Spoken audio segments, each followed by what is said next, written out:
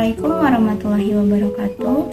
Halo semuanya, kami dari kelompok 3 Sejarah dan Filsafat Matematika yang beranggotakan Vivi Jauharatul Fardila, Kisah Windia Rosa, dan Maurizi Ademairo akan menyampaikan materi yang berjudul Teorema Pitagoras. Baik, yang pertama adalah sejarah Pitagoras. Teorema Pitagoras merupakan salah satu sumbangan dari Pitagoras, seorang matematikawan dan filsuf Yunani yang lahir pada tahun 570 sebelum Masehi di Pulau Samos. Dirinya juga diberi julukan sebagai Bapak Bilangan. Selama hidupnya, dia suka berkelana ke berbagai macam tempat seperti Mesir dan Babilona. Selama perjalanannya, dia mengumpulkan ilmu dari peradaban tempat dia berkunjung. Kemudian, dia mulai menetap di keraton Italia. Nah, disinilah Pitagoras mendirikan suatu gerakan atau sekolah bernama Pitagorean.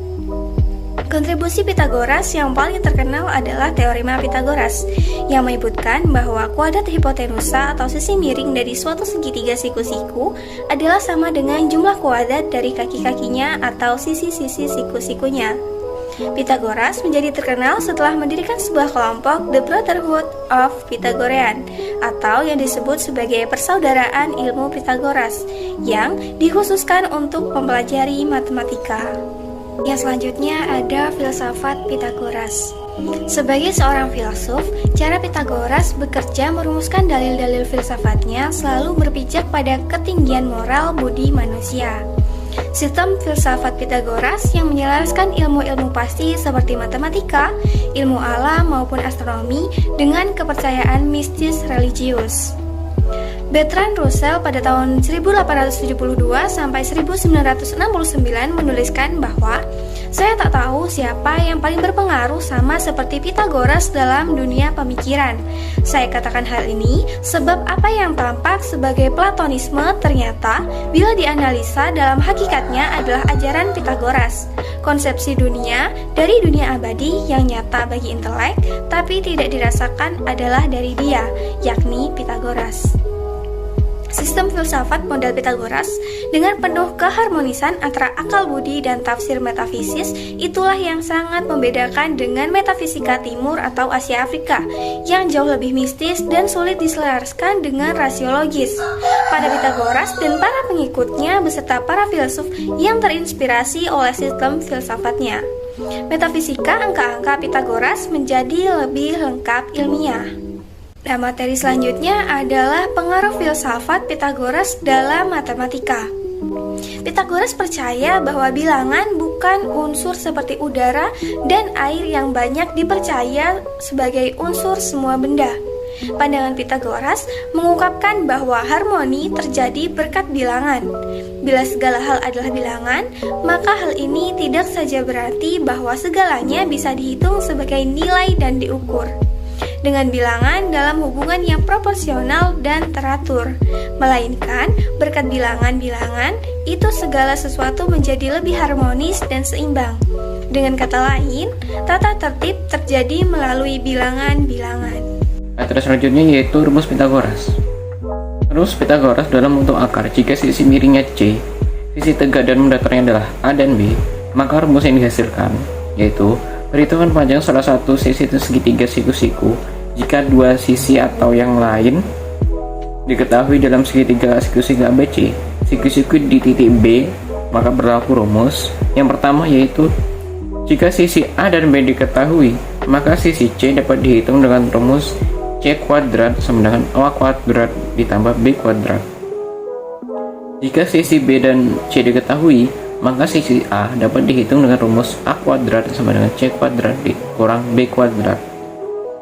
Jika sisi A dan C diketahui, maka sisi B dapat dihitung dengan rumus B kuadrat sama dengan C kuadrat dikurang A kuadrat.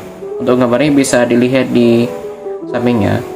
Materi selanjutnya yaitu pembuktian rumus Pitagoras. Gambar ini adalah sebuah persegi panjang, persegi besar yang di dalamnya terdapat persegi kecil yang keempat sudutnya berimpitan pada sisi-sisi persegi yang besar, sehingga membentuk 4 segitiga siku-siku pada rongganya. Jadi, Persegi besar tersebut berisi sebuah persegi kecil yang berwarna putih seperti di gambar itu, dan 4 segitiga siku-siku yang berwarna biru pada gambar tersebut. Luas persegi besar sama dengan luas persegi kecil ditambah 4 dikali luas segitiga siku-siku.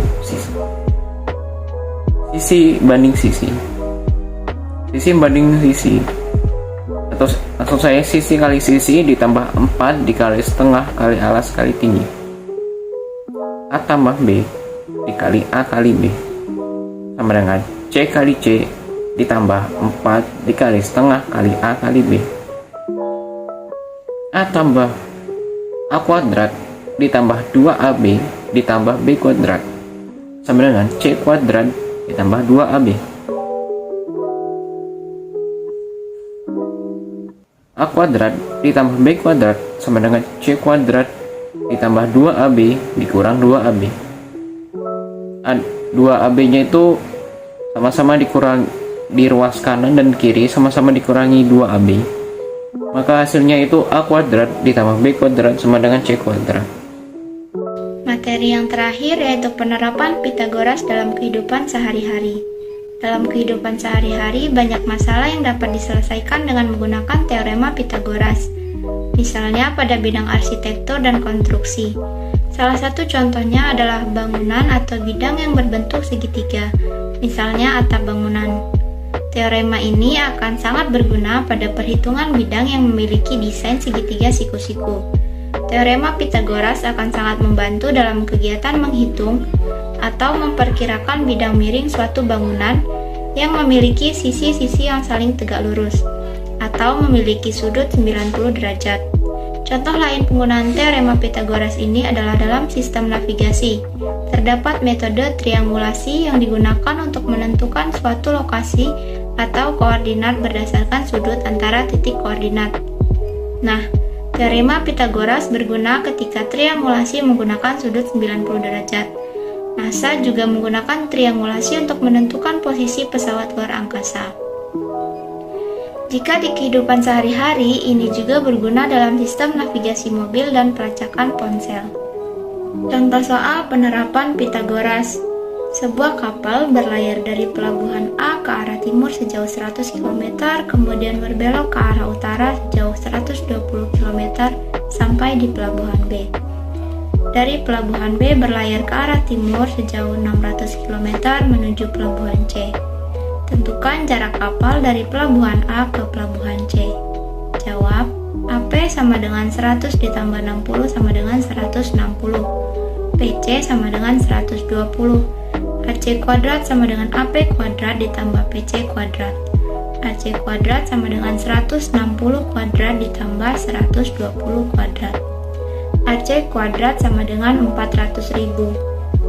AC sama dengan akar dari 400.000 yaitu 200. Jadi, jarak kapal dari pelabuhan A ke pelabuhan C yaitu 200 km. Kebanyakan pria dan wanita berdasarkan kelahiran atau kodratnya tidak memiliki sarana untuk maju dalam kekayaan atau kekuasaan. Tetapi semuanya memiliki kemampuan untuk maju dalam pengetahuan. Baiklah, itu dia penyampaian materi dari kelompok 3. Saya akhiri, wassalamualaikum warahmatullahi wabarakatuh.